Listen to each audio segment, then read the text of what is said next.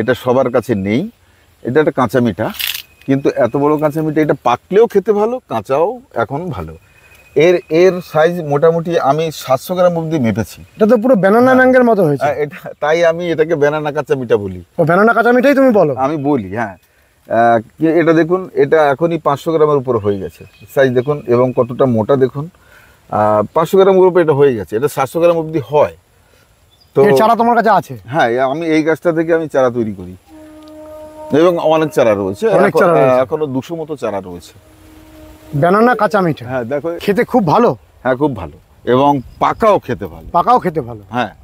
তাহলে এই ভ্যারাইটিটা করা যেতে পারে। আমি বলবো তো, যারা আম গাছ লাগাচ্ছেন মাটিতে, বিশেষ করে তারা একটি গাছ লাগান। এই জাতটা খুব ভালো জাত, আমের সাইজটাও সুন্দর সাইজ, বা মোটামুটি আপনি 500 গ্রামের আম পাবেনই, কোনো 700 গ্রামও পাবেন।